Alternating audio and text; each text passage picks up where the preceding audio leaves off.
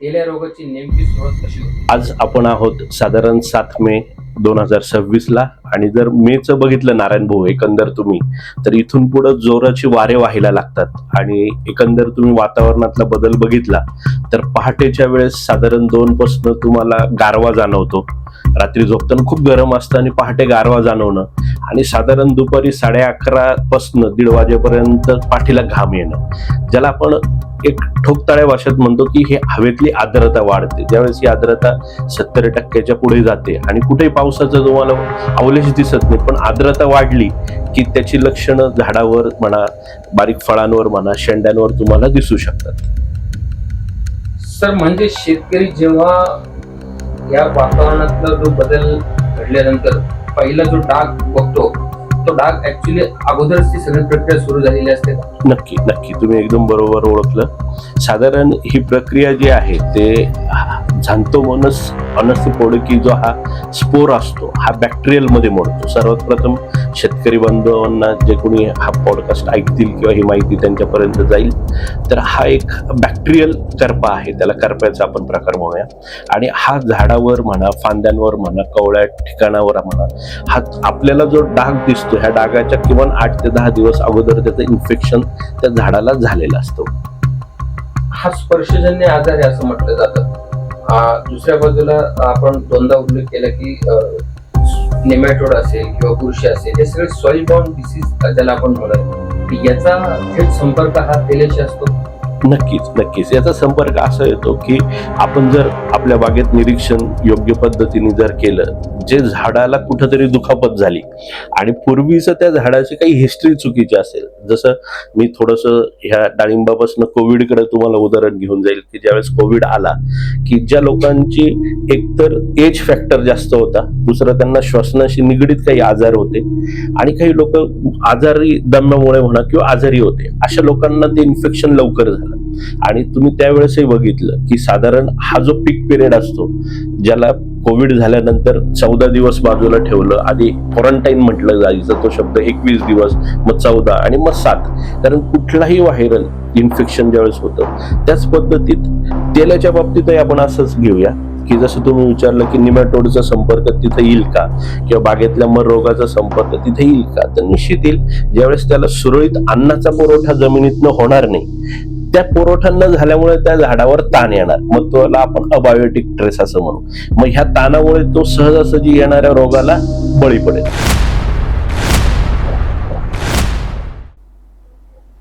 नमस्कार शेतकरी बंधूंनो, मी नरेश वाळवे श्री ॲग्रो ऑर्गॅनिकच्या वतीनं तुम्हा सर्वांचं मनापासून स्वागत करतो. आज आपण डाळिंब उत्पादकांसाठी डोकेदुखी ठरत असलेल्या एका मुख्य समस्येवर चर्चा करणार आहोत. होय, तुमच्या मनातले जे आहे तेच माझ्या ओठावर आहे. तेल्या रोग या विषयी आज आपण चर्चा करणार आहोत. या ब्रॉडकास्ट मध्ये माझ्या समवेत असतील श्री ॲग्रो ऑर्गॅनिकचे संचालक विनायक पानसरे. सर नमस्कार, आपल्या या ब्रॉडकास्ट मध्ये मनापासून मी स्वागत करतो. थेट मुद्द्याला हात घालतो. सर, तेल्या रोगाची नेमकी सुरुवात कशी होते? सर्वप्रथम नमस्कार नारायणजी आणि माझ्या सर्व शेतकरी बंधूंना खूप खूप नमस्कार, धन्यवाद. आज आपण आहोत साधारण 7 मे 2026ला आणि जर मेचं बघितलं नारायण भाऊ एकंदर तुम्ही तर इथून पुढे जोराची वारे व्हायला लागतात आणि एकंदर तुम्ही वातावरणातला बदल बघितला तर पहाटेच्या वेळेस साधारण 2 पासून तुम्हाला गारवा जाणवतो. रात्री झोपताना खूप गरम असतं आणि पहाटे गारवा जाणवणं आणि साधारण दुपारी 11:30 पासून 1:30 वाजेपर्यंत पाठीला घाम येणं, ज्याला आपण एक ठोकताळ्या भाषेत म्हणतो की हे हवेतली आर्द्रता वाढते. ज्यावेळेस ही आर्द्रता 70% पुढे जाते आणि कुठेही पावसाचं तुम्हाला अवलेश दिसत नाही, पण आर्द्रता वाढली की त्याची लक्षणं झाडावर म्हणा, बारीक फळांवर म्हणा, शेंड्यांवर तुम्हाला दिसू शकतात. सर म्हणजे शेतकरी जेव्हा या वातावरणातला जो बदल घडल्यानंतर पहिला जो डाग बघतो तो डाग ऍक्च्युली अगोदरच ती सगळी प्रक्रिया सुरू झालेली असते का? नक्की नक्की तुम्ही एकदम बरोबर ओळखलं. साधारण ही प्रक्रिया जी आहे ते झॅन्थोमोनस ऑनस्टिपोडिकी जो हा स्पोर असतो हा बॅक्टेरियल मध्ये मोडतो. सर्वात प्रथम शेतकरी बांधवांना जे कोणी हा पॉडकास्ट ऐकतील किंवा ही माहिती त्यांच्यापर्यंत जाईल तर हा एक बॅक्टेरियल करपा आहे, त्याला करप्याचा आपण प्रकार म्हणूया. आणि हा झाडावर म्हणा, फांद्यांवर म्हणा, कवळ्या ठिकाणावर म्हणा, हा आपल्याला जो डाग दिसतो ह्या डागाच्या किमान 8 ते 10 दिवस अगोदर त्याचं इन्फेक्शन त्या झाडाला झालेलं असतं. सर, खूप गैरसमज तेल्या रोगाविषयी आहे, पण आणखी कोणत्या चुका आपण या तेल्या रोगामध्ये शेतकऱ्यांकडनं वेळोवेळी होतात किंवा त्या टाळता येऊ शकतात, अशा कुठल्या चुका आहेत त्याच्या वारंवार त्यांच्याकडनं घडतात देखील आणि त्या टाळता देखील येऊ शकतात? छान प्रश्न विचारला. तेल्या म्हटलं की सर्वप्रथम शेतकरी बंधू हा आपला घाबरला जातो. दुसरं, त्यावर नियंत्रण करणारी किंवा त्याला माहिती देणारी जी कृषी सेवा केंद्र असतील किंवा तत्सम त्यातली तज्ज्ञ मंडळी असेल तर त्याला ती भीती थोडीशी देतात. परंतु जर तेल्याबद्दल जर बारकाईने विचार केला की तो एका कुठल्याही गोष्टीतून येत नाही. जर पूर्वीची थोडीशी परंपरा बघितली तर त्या भागात किंवा त्या बागेवर काही गारपीट झालेली आहे का, वादळांच्या वाऱ्याने, जोरदार वाऱ्याने ती बागेची काही झाडं हल्ली आहेत का, काही इजा त्या झाडांना झालेली आहे का. त्यानंतर तुमचं निमॅटोडचं प्रमाण एक त्यासाठी खूप महत्वाचं आहे की जमिनीमध्ये जो निमॅटोड आहे, बरेचसे शेतकरी बांधव सध्या मल्चिंग पेपरचाही वापर करतात, पण मग त्यामुळे पाण्याचा वापर कमी जास्त होणे, जास्त पाण्यामुळे निमॅटोडची संख्या वाढणे. आणि दुसरं की सगळ्यात महत्वाचं, तुम्ही तेल्याग्रस्त बागेतनं जर ती घुटी आणलेली असेल तर थोडंफार चान्सेस तिथेही तुम्ही घेऊ शकतात की जर तेल्याच्या बागेतली घुटी तुम्ही आणलेली असेल तिथे तुम्हाला इन्फेक्शनचे चान्सेस असू शकतात. पण ह्या सगळ्यांवर शेतकरी बांधवांची मॅनेजमेंट प्रॅक्टिस जी आहे टोटल सगळी की शेतीमध्ये करणारी ते कामं आणि त्याच्यानुसार येणाऱ्या सगळ्या संकटांना तो पुढे सामोरे जाऊ शकतो. हा तेल्याचा छोटासा इम्पॅक्ट आपण मानू शकतो. सर, मग आजच्या अपडेटेड पद्धतीनुसार जर आपण विचार केला तर तेल्या नियंत्रणासाठी, कंट्रोल करण्यासाठी आपण योग्य स्ट्रॅटेजी नेमकी काय असते? सर्वप्रथम मी असं ह्या पॉडकास्टच्या निमित्ताने असं कुठलं स्पेसिफिक औषधाचं किंवा कुठल्या कंपनीचं प्रोत्साहन नाही देणार, पण हा टोटल तुम्हाला तुमच्या प्रॅक्टिस आणि पॅकेजचा हा एक प्रश्न आहे. मी गेल्या 15 वर्षापासून डाळिंब बागायतदारांबरोबर काम करतो, शेतावर जातो, डाळिंबाच्या भरपूर बागा आम्ही बघितल्यात. सुरुवातीला शेतकऱ्यांना तर पहिला समज आणि गैरसमज हा होता की हा बॅक्टेरियल आहे का फंगल करपा आहे. याच्यातच खूप विविधा झाल्यामुळे जी फंगल करप्यासाठी असणारी नाना विविध औषधं मारली गेली आणि मग नंतर लक्षात आलं की हा बॅक्टेरियल असल्यामुळे तिथं बॅक्टेरियासाइडच फक्त काम करतात प्रामुख्याने. मग बॅक्टेरियासाइड जी मार्केटला 5-6 नावं आहेत, जसं कासुबी असेल, त्याच्यानंतर स्ट्रेप्टोसायक्लिन असेल, व्हॅलॅडामायसिन असेल, ओरिओफंगिन असेल, ह्या औषधांचा खूप बेसुमार वापर झाला. पण हा वापर ज्यावेळेस केला गेला तर एकतर सगळ्यात महत्वाचं आपणही जाणता की ह्या औषधांचा सातत्याने वापर झाल्यामुळे यांचा येणारा रेजिस्टन्स आणि त्याचे दुष्परिणाम त्या झाडावर येणारा ट्रेस, ह्या सगळ्यांचा मिलीबाब जर बघितला तर मग तो आमचा जो शेतकरी बंधू आहे, डाळिंब बागायतदार आहे, हा पण पिसला गेला. त्यालाही काही औषधं माहीत नव्हते. तर याच्यासाठी मी शेतकरी बांधवांना थोडंसं एक छोटीशी पद्धती अशी सुचवेल तर डाळिंब बागेत तुम्ही सगळ्यात महत्वाचं साफसफाई, स्वच्छतेला महत्व द्या. की तुमचा बहार हार्वेस्टिंग झाल्यानंतर जुनी पडलेली फळं असेल, छाटणी झाल्यानंतर जुन्या काड्या असतील, छाटणी झाल्यानंतर तुम्ही निर्जंतुकीकरण करण्यासाठी हंटिन ऑर्गॅनिक्स ह्या कंपनीचं व्हर्जिन हे औषध 1 ml प्रति लिटर पाण्यासाठी आणि त्याच्याबरोबर नॅनोरिच यांनी संपूर्ण झाड एकदा धुवून काढा. त्याच्यानंतर हे व्हर्जिन तुम्ही पहिल्या पाण्यासोबत अर्धा लिटर जमिनीतनं द्या. म्हणजे त्या बागेत पूर्वीचे कुठलाही स्पोर्स असेल, तो चांगला असू वाईट असू, ह्या स्पोरचा समूळ नायनाट हे औषध करणार आहे.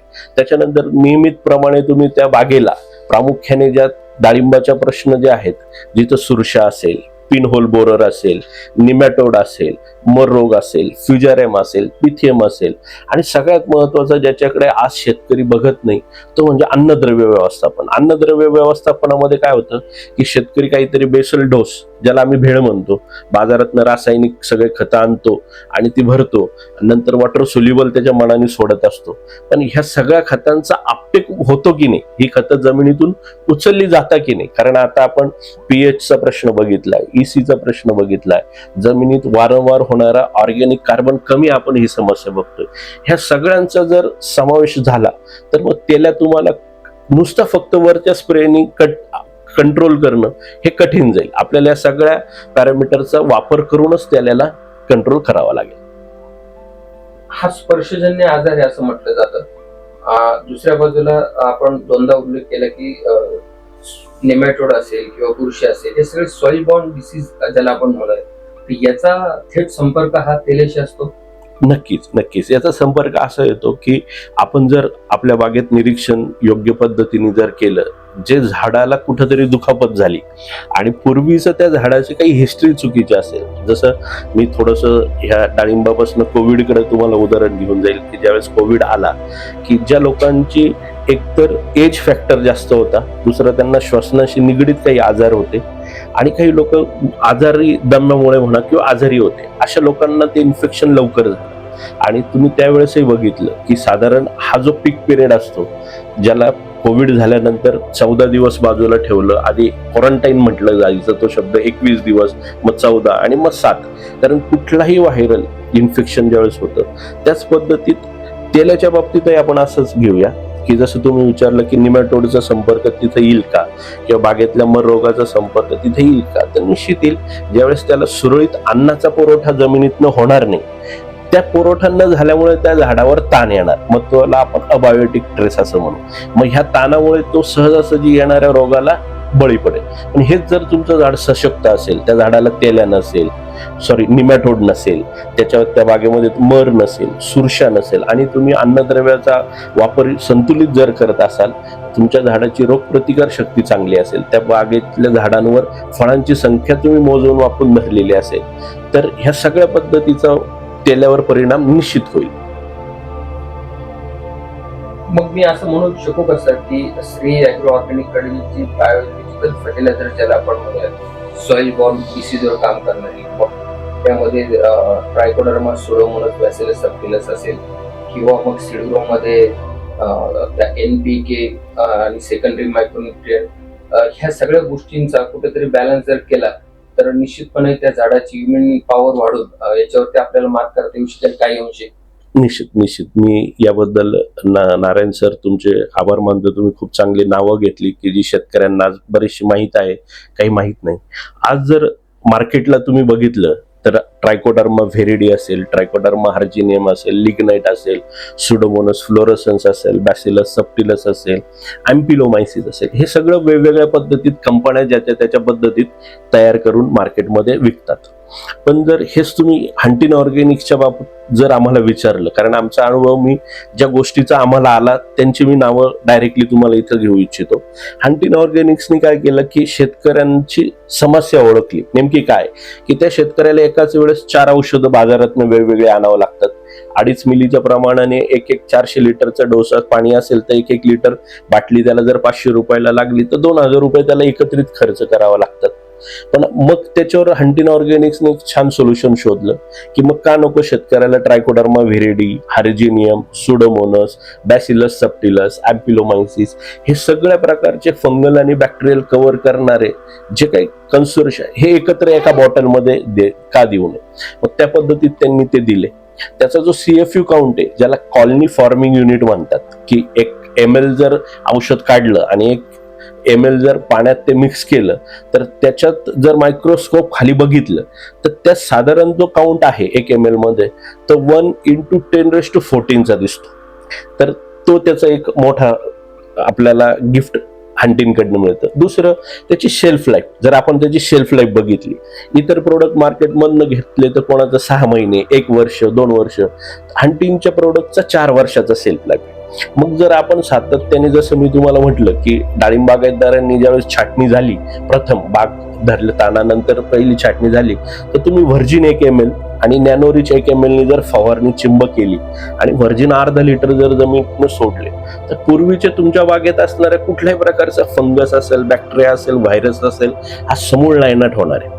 म्हणजे जर तो कुठून बाहेरून जर नवीन आला तरच तुम्हाला समस्या आहे, लक्षात घ्या. मग ती समस्या जर तुम्हाला भेडसावली, तर जर तुमच्याकडे प्रकोप कमी पद्धतीत असेल तर तुम्ही, मी सांगेल, डिस्मिल सॉइल 1 ml प्रति लिटर, त्याच्यासोबत नॅनोरिच 1 ml प्रति लिटर आणि नॅनोसल्फ 2 ml प्रति लिटरनी फवारणी करा.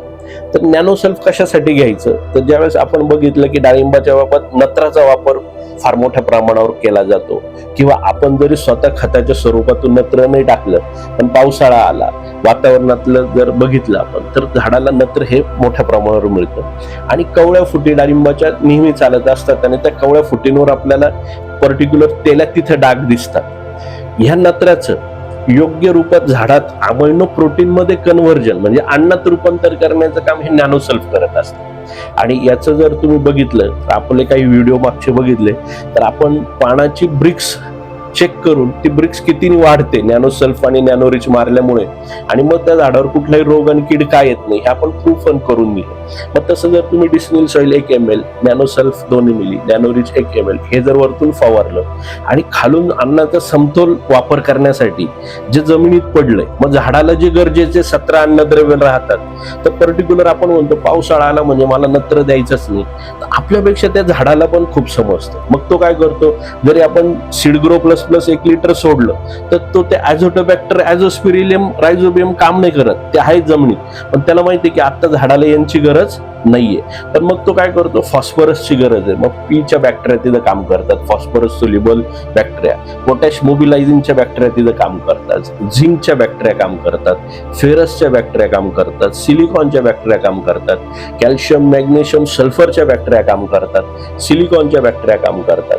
आणि हे सगळं करत असताना त्या जमिनीचा पीएच हा तुमचा 9 पर्यंत असू द्या, किंवा तुमच्या तिथं टेम्परेचर जे आहे ते किती असू द्या, पण ही जी उत्पादने हंटिन ऑर्गॅनिकची ही तिथे 50 ते 55 डिग्री सेल्सिअस पर्यंत ही काम करतात. आणि त्याच पद्धतीत जर आपलं तुम्ही श्रेयग्रोचं जर शेड्यूल बघितलं, तर आपण निमॅटोडचं प्रोडक्ट तिथे देतो.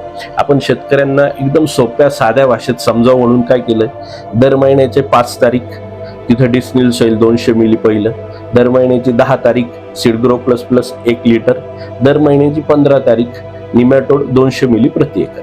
हे पहिले 5, 10, 15 झालं की परत रोटेशनला 20 तारखेला डिस्मिल सॉइल 100 मिली, 25ला सीडग्रो प्लस आणि 30ला पुन्हा निमॅटोड सोडायचं. म्हणजे नारायण भाऊ, आपण याच्यातलं काय केलं, शेतकऱ्याला खूप क्लिष्ट पद्धतीत न आणता सोप्या पद्धतीमध्ये आपण येस याचा वापर म्हणजे शेतकऱ्याला अगदी तो जरी नसेल आणि त्यांनी त्याच्या कुठेतरी औषधांच्या खोलीत लिहिलं, त्याचा वाटेकरी असेल घरी, त्याचं आपली महिला भगिनी घरी शेतावर असेल, तर ती सुद्धा सोप्या पद्धतीत हे औषध आहे आणि मला 200 मिली सोडायचं.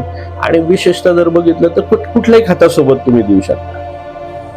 सर, आपण वारंवार उल्लेख केला संवादामध्ये की नत्र आणि कुठेतरी गैरसमज, नत्राचं प्रमाण वाढलं की नायट्रोजन वाढला की तेल्या वाढतो, किंवा पोटॅश लेवल वाढवली की तेल्या काही प्रमाणात कंट्रोल राहतो. तर ह्या बाबत खूप संभ्रम अवस्था दिसते, याबाबत नेमकं काय सांगाल? खूप छान प्रश्न आहे नारायण भाऊ. नत्राच्या बाबत जर विचार केला गेला तर जसं काही वॉटर सोल्युबल्स आलेत किंवा काही चिलेटेड मायक्रोन्यूट्रंट्स आलेत, किंवा जर तुम्ही मागे बघितलं तर एक अमायनो चिलेटेड मायक्रोन्यूट्रंट्स हा मार्केटला एक कन्सेप्ट आला की त्याच्यात अमिनो ऍसिड मिक्स केले गेले की जे भाजीपाल्यासाठी खूप सुंदर रिझल्ट देतात, फवारणीतनं देतात येत. आणि त्याचा वापर ज्यावेळेस मोठ्या प्रमाणावर डाळिंबावर झाला की जसं 6B असेल, GA असेल, याच्या वापरामुळे जिथं झाडाला अनावश्यक नसलेली घटकं ज्यावेळेस मिळाली त्यावेळेस रोग आणि किडीला त्यांनी बळी पडला. निश्चित डाळिंबाच्या बाबत नत्र हा डाळिंबासाठी धोक्याची घंटाच आहे, पण ते नत्राचं स्वरूप तुम्ही कुठल्या स्वरूपात द्या, कारण नत्राशिवाय अन्न निर्मिती नाही हेही खरंच आहे, पण मग ते नत्राचं स्वरूप कसं असावं. मग हेच तुम्ही बाजारातलं साधं कॅल्शियम नायट्रेट देणं आणि आज बाजारात मिळणारं कॅल्शियम ऑक्साईड फॉर्म मध्ये देणं, हा फरक तुम्ही करू शकता. अन्नद्रव्य म्हणून तर आपल्याला डाळिंबाला नत्र देणंच आहे, किंवा कॅल्शियम सुद्धा देणंच आहे, किंवा झिंक, फेरस सुद्धा देणं आहे, पण मग तो अमिनो स्वरूपात दरवेळेस घेण्यापेक्षा तुम्ही चिलेटेड प्युअर फॉर्म मध्ये घ्या. जसं कॅल्शियम नायट्रेट न घेता तुम्ही त्याला कॅल्शियम ऑक्साईड हा पर्याय असू शकतो. आणि आपण जे नॅनोसल्फ हे प्रोडक्ट हंटिन ऑर्गॅनिक्सने ज्यावेळेस मार्केटला आणलं, तर मी थोडंसं त्याबद्दलही बोलू शकेल ह्या नत्राच्यासाठी. आज मार्केटला जी नत्राची तक्रार आहे सगळ्यात, भाजीपाला पिकं असेल, इतर डाळिंबाची पिके असेल, फळ पिकं असेल, बऱ्याच ठिकाणी नत्र हा कमी करावा लागतो किंवा द्यायलाच नाही लागत. पण हा नत्र हवेतनं मिळतो, पाण्यातनं जातो आणि इतर घटक आपण जमिनीतनं जे वॉटर सोल्युबल त्यातनं देतो. त्यावेळेस जर नॅनोसल्फचा जर वापर फवारणीतनं 2 ml प्रति लिटरला केला, तर मी मागे सांगितलं की अमायनो प्रोटीनच्या स्वरूपात त्याचं अन्नात निर्मिती करण्याचं काम हा नॅनोसल्फ खूप सुंदर करतो. हे त्याचं पहिलं काम झालं. दुसरं, तो ऍज अ कोळीनाशक म्हणून काम करतो छान. तिसरं काम तो ऍज अ बुरशीनाशक म्हणून करतो. आणि चौथं काम अन्नद्रव्य. नॅनोसल्फ सल्फर हा इट सेल्फ एक एलिमेंट आहे की जो अन्न निर्मितीचं पण काम झाडामध्ये करतो. अशा पद्धतीत तुम्ही नत्राला सुद्धा न घाबरता त्याचा वापर सहज सोप्या पद्धतीत आपल्या यांनी करू शकता.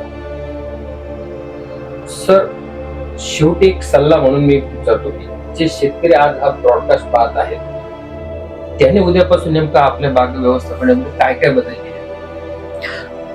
मी ह्या निमित्ताने शेतकरी बांधवांना असं सांगेल की तुम्ही हा पॉडकास्ट बघितला आणि लगेच सगळीकडे हंटिन ऑर्गॅनिकची प्रोडक्ट शोधायलाही चालू करू नका, किंवा आम्ही सांगतो हेच बरोबर आहे याच्यावरही न जाता किमान तुम्ही सुरुवात, आज तुमच्याकडे जर 2 एकर बाग असेल तर 1 एकर पासून तुम्ही सुरुवात करा. नारायण भाऊ मी सांगेल, ज्याच्याकडे 1 एकर असेल त्यांनी 50 गुंठे 20 गुंठ्यापासून सुरुवात करा.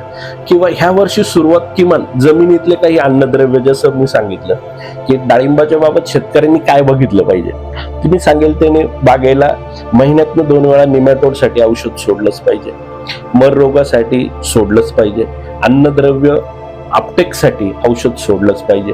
आणि साधारणतेने बायोलॉजिकल ज्याला आम्ही क्लॉक म्हणतो, जसं तुम्ही घड्याळ बघितलं कुठेही गेला तर 12, 3, 6 आणि 9 हे आकडे असतात. 12 म्हणजे आम्ही त्याला डिसेंबर महिना म्हणतो, 3 म्हणजे मार्च, 6 म्हणजे जून, 9 म्हणजे सप्टेंबर. म्हणजे 12, 3, 6, 9. आणि यातलं जर 2 फरक बघितले मेजर, 12 डिसेंबर का जिथं दिवस हा वाढायला चालू होतो, आणि जून नंतर जर बघितलं तर तुम्ही दिवस हा कमी होतो, ज्याला आपण दक्षिणायन आणि उत्तरायण म्हणतो.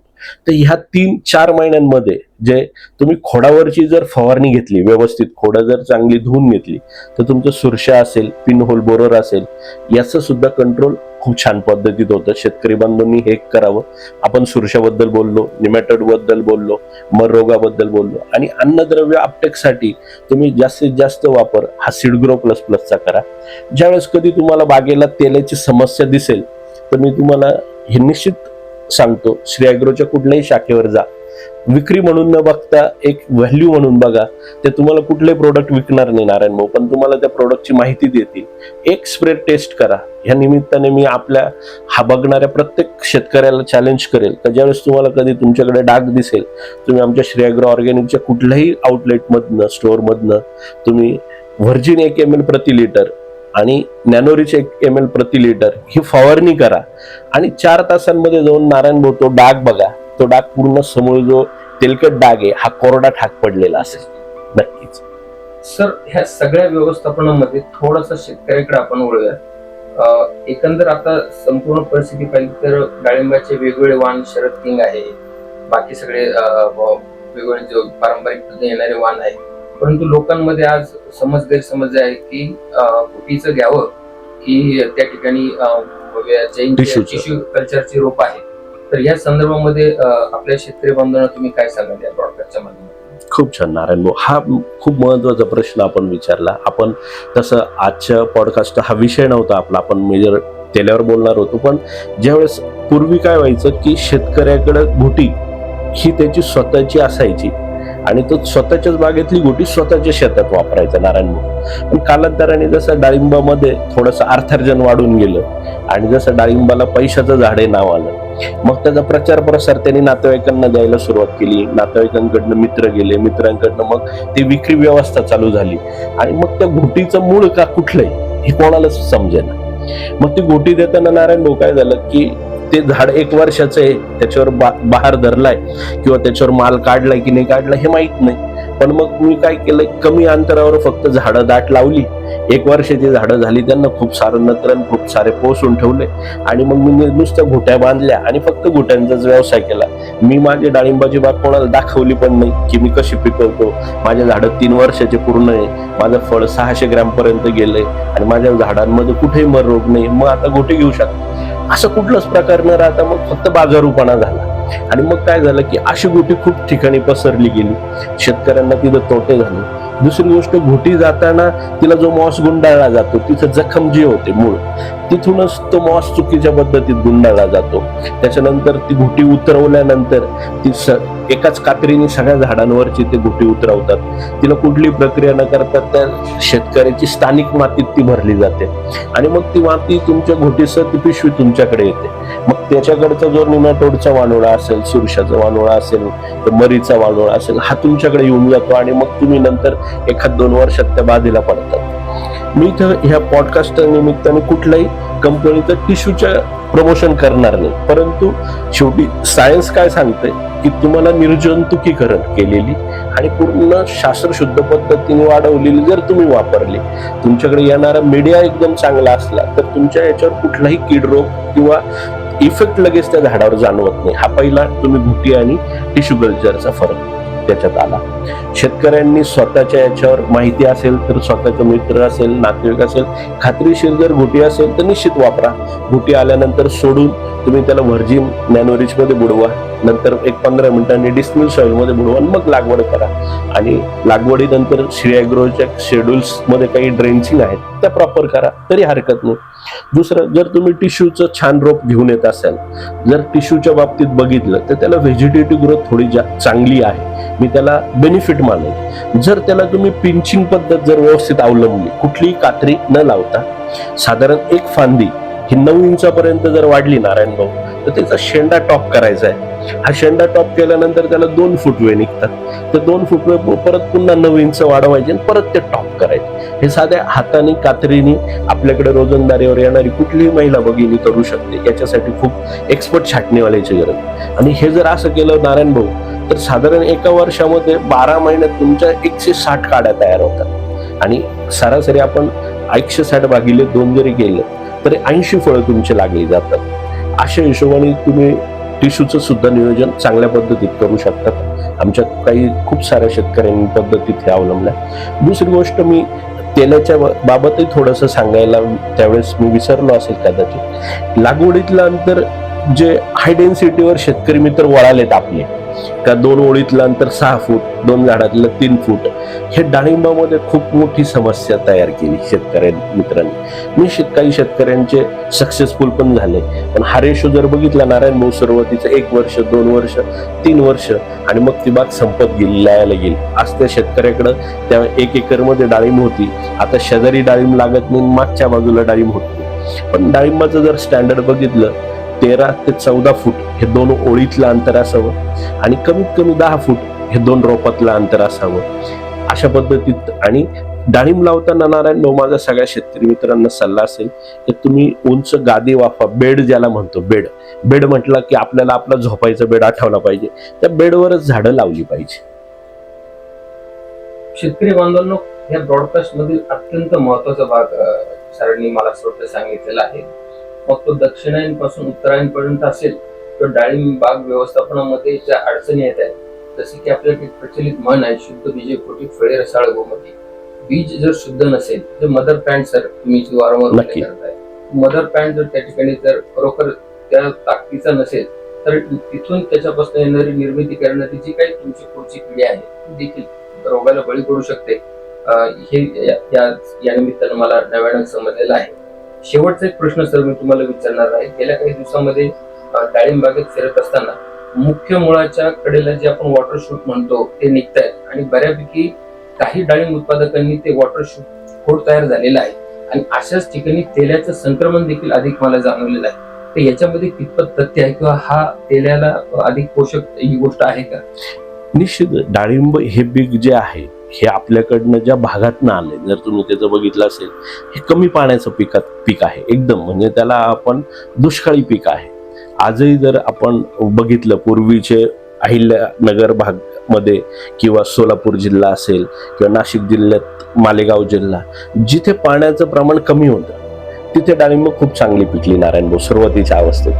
आज जर तुम्ही जवळकडलं असेल किंवा आपल्या संगमनेर तालुक्यातली निळवंडे गाव बघितलं तर जोपर्यंत तिथं पाण्याचं दुर्भिक्ष होतं तोपर्यंत तिथं डाळिंब खूप चांगली यायची. पण ज्यावेळी डाळिंबाला फ्लडनी पाणी आलं, पोटभर पाणी आलं आणि खूप सारं पाणी आलं तर मग व्हेजिटेटिव्ह ग्रोथ हा त्याचा एक थोडासा गुणधर्मच आहे.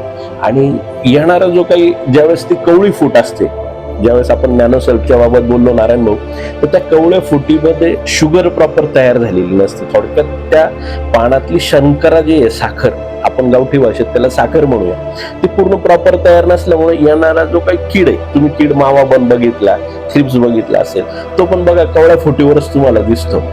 बरोबर तसंच त्याला आल्यानंतर तो तुम्हाला पहिला अटॅक हा त्याच्या कवळ्या पानांवरच होतो. हे त्याच्या मागचं कारण.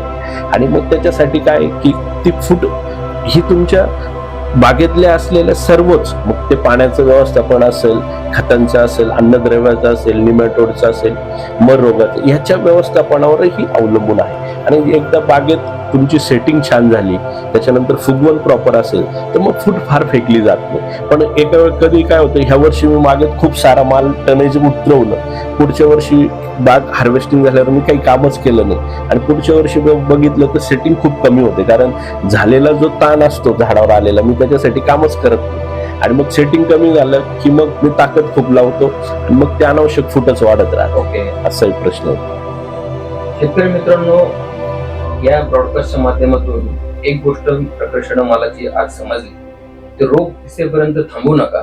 तुमच्या बागेचं वारंवार सतत निरीक्षण करा. हवा खेळती आहे का नाही, पोषण संतुलित आहे का नाही, आणि सर्वात महत्वाचं प्रिव्हेन्शन मॅनेजमेंट. सर तुम्ही जे सांगताय ते देखील या सगळ्या गोष्टी तेल्या नियंत्रणासाठी खरं एक खूप मोठं गरजेची बाब आहे. धन्यवाद सर. आज आपण आमच्या शेतकरी बांधवांना अत्यंत साध्या, सोप्या आणि सरळ शास्त्रीय भाषेमध्ये या ब्रॉडकास्टच्या माध्यमातून मार्गदर्शन केलेलं आहे.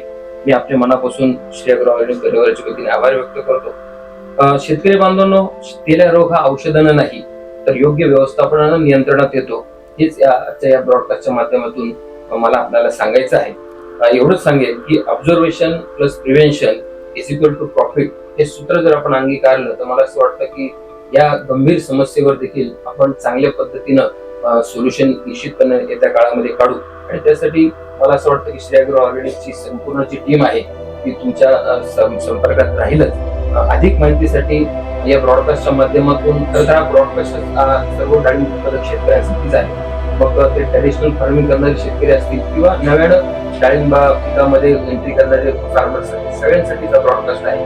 तुम्ही अधिकाधिक या ब्रॉडकास्टला लाईक करा, सबस्क्राईब करा चॅनलला. आमचं युट्यूब चॅनल देखील आहे श्री ॲग्रो ऑर्गॅनिकचा, त्याला आपण सबस्क्राईब करा. आणि आपल्याला ज्या काही शंका असतील श्री ॲग्रो ऑर्गॅनिकशी संपर्क करा.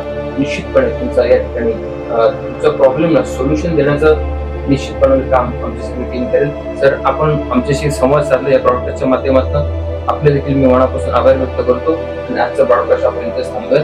धन्यवाद. धन्यवाद.